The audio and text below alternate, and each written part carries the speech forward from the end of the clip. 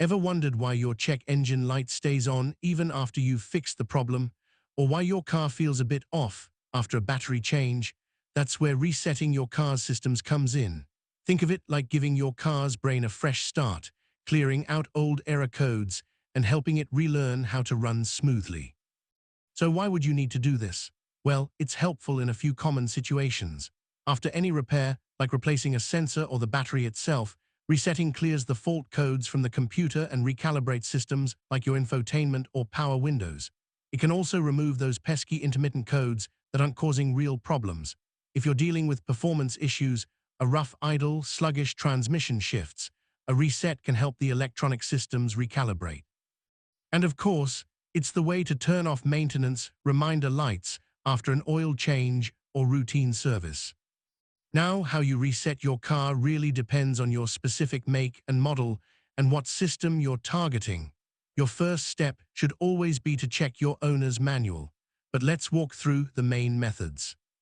The simplest method is a basic soft reset which requires no tools.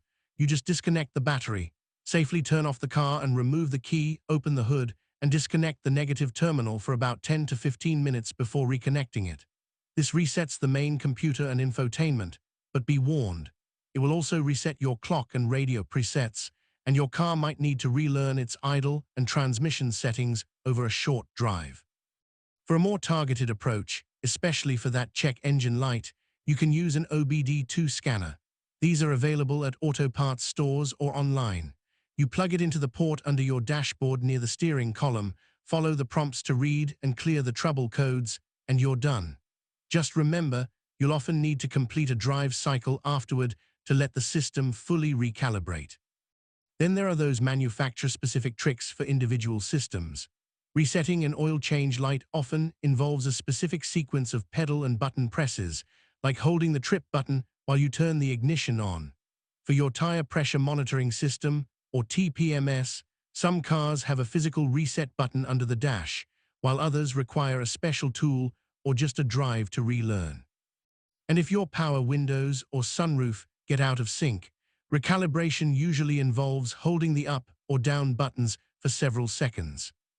If you're selling your car or dealing with a glitchy touchscreen, you might do a full factory reset of your infotainment system. This is typically found in the settings menu under an option like Restore Factory Settings. Be careful with this one.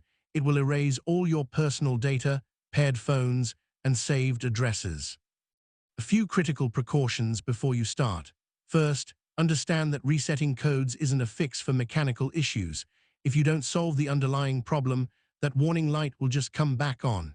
If your car is under warranty, clearing codes before a dealer inspection can sometimes void the diagnostic coverage.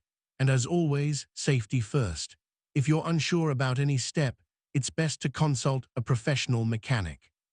When in doubt, your vehicle's manual is your best friend, and for complex systems, there's no shame in seeking professional help.